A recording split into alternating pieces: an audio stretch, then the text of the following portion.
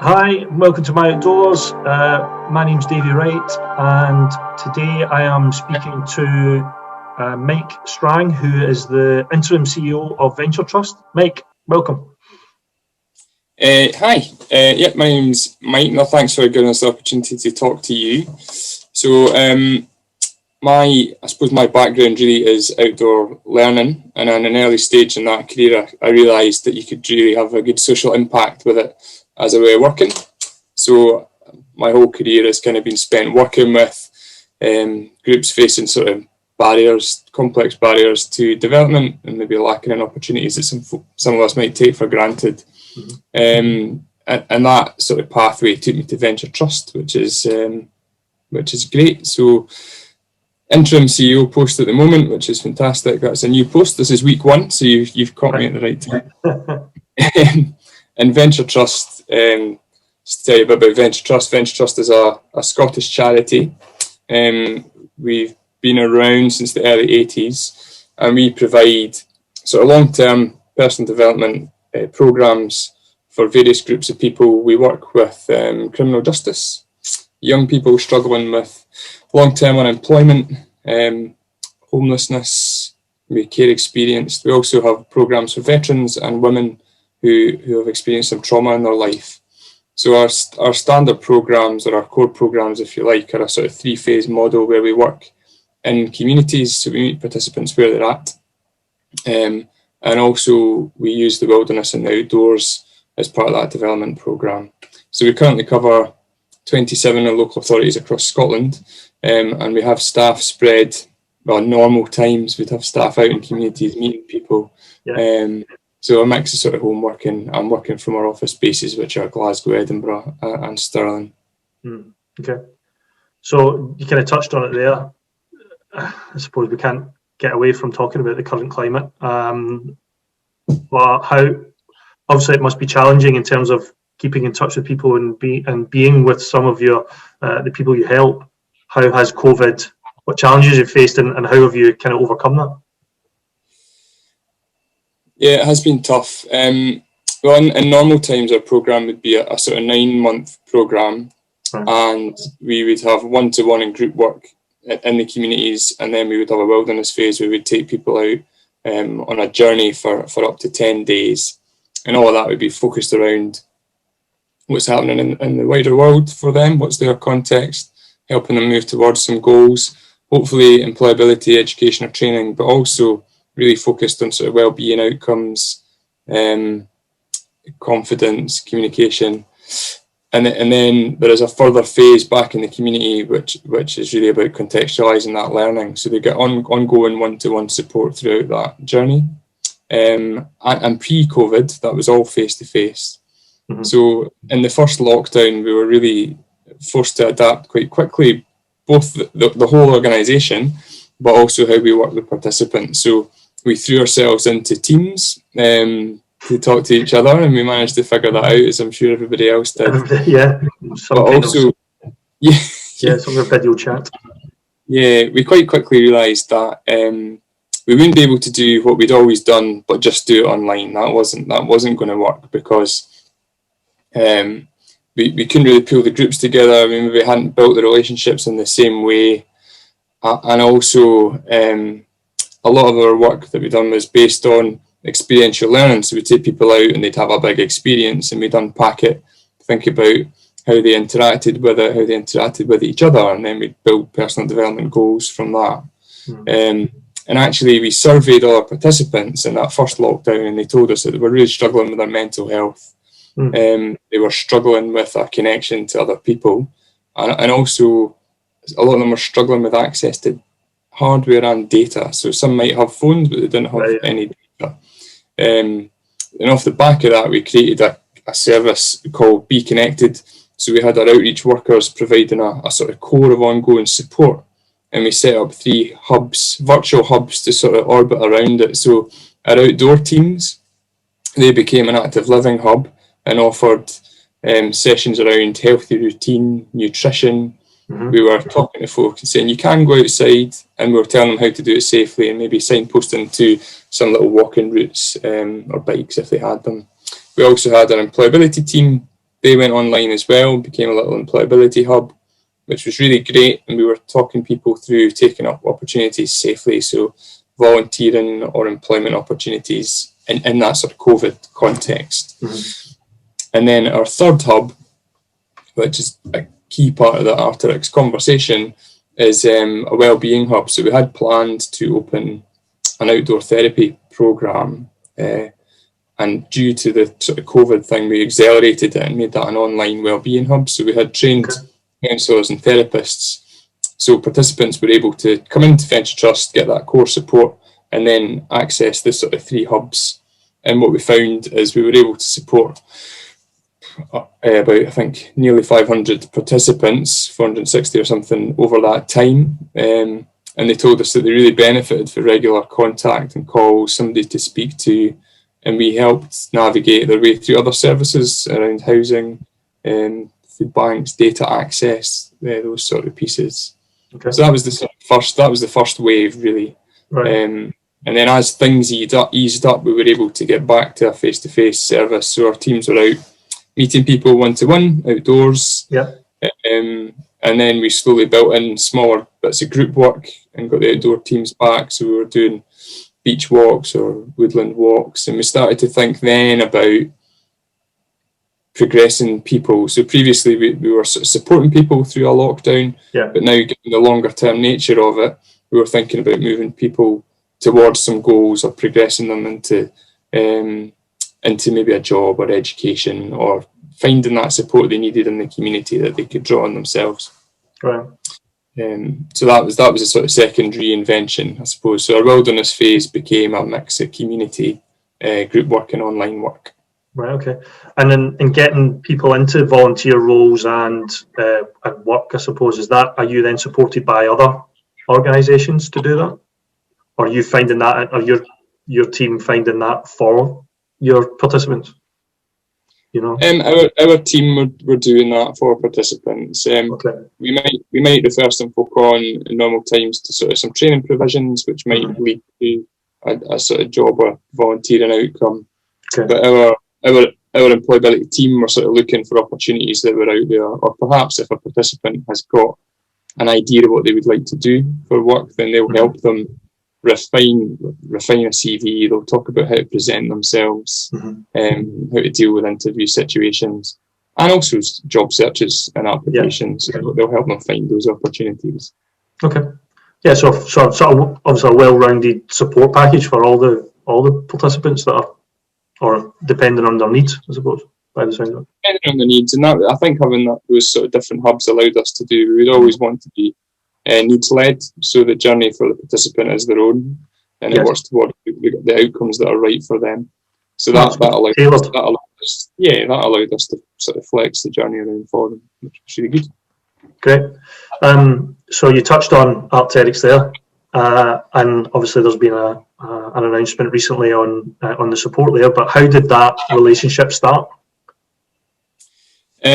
We have it was a connection initially through one of our funders called Impetus PEF, who have been alongside Venture Trust for about 3 years now. So they've been a really good funder, and they help us think about how we're developing as an organisation. So it was a connection through them initially with their branch, their Canada, I think Vancouver, I think. Yes. So Arc'teryx have been really great at sort of community projects, and I think helping those that can't access the outdoors as readily. So that's where they've put some of their energy, and that's how the connection came around. So initially we got in touch, and they helped us with some of our core work. Okay. And then as the conversation has progressed, they've been a really great partner. I think the ethos is really aligned, and we were able to talk about how they are sort of measuring their community social impact as well with them. So it's been a real good conversation, and we've been in touch now with they have a store in London here as well. So we've got in touch with the local team as well. So that's been really excellent. Good. And then the latest initiative, Outer Peace, is around getting into nature, connecting with nature, for sort of well-being purposes, and that we can be our best selves when we're in nature. And particularly with a view to helping those maybe that are disadvantaged or might struggle to get out there to access nature and outdoor places and programs. So for us, what that funding is going towards our sort of outdoor therapy program. And I mentioned we flashed it up online, and the guys were doing that. But now we're only doing it with those that are at high risk at the moment, and if they can't access online support. But we will be doing outdoor sort of walk and talk therapies initially in Edinburgh, but we're hoping to grow that in Scotland, right, as a way of working. And we find that people will engage with that sort of conversation more readily if they're out doing things. Okay. And it's maybe a bit less intrusive if they're walking and talking, right, rather than sort of sitting in a static room. Yeah. And people can engage that, and also sort of consider what nature's doing for them and what it's telling them.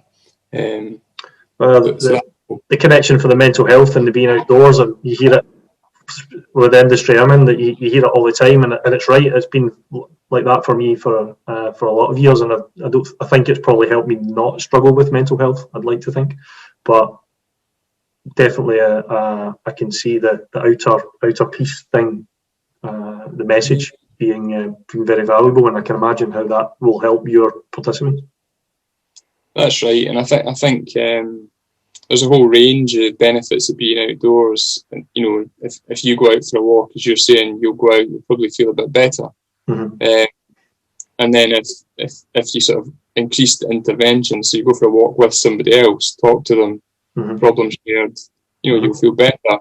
So then once you bring in some sort of professionals and some focused work, and you start to address people's concerns or fears, then I think that the power increases. So, and now that we've got our therapeutic teams out using the outdoors and providing that sort of therapeutic service, I think it gets us to a really good place, and it's great for participants. And the last thing, for them, they can take that away. They can take away access to their own urban green spaces, and they can feel a bit more connected to the place and a bit more connected to community, and realise that it is a tool they have. If they're feeling a bit down, they can go out and re-engage and feel a bit better.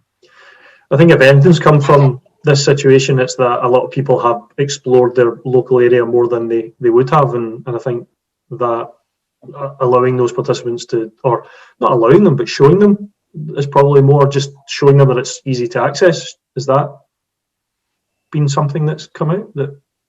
Is that something that has led to, I suppose, that is it more of a realization, light bulb moment, that it's there?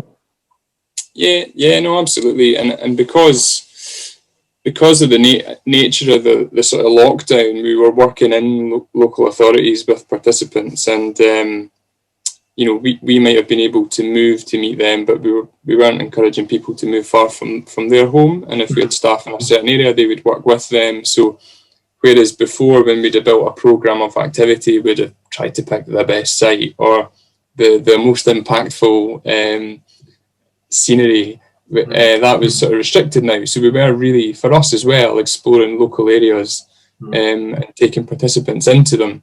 And it's a bit of an eye-opener for them, really. You don't realise what's on your doorstep, and I think probably that's happened for all of us over lockdown. So it's really pleased that our participants are able now to get out and enjoy their own area more than they maybe thought about it in the past. So. No, definitely. So obviously you've talked very short term. Is that the same thing that will be rolled out in the long term, or is there more to come? Is there still is there more plans to be made?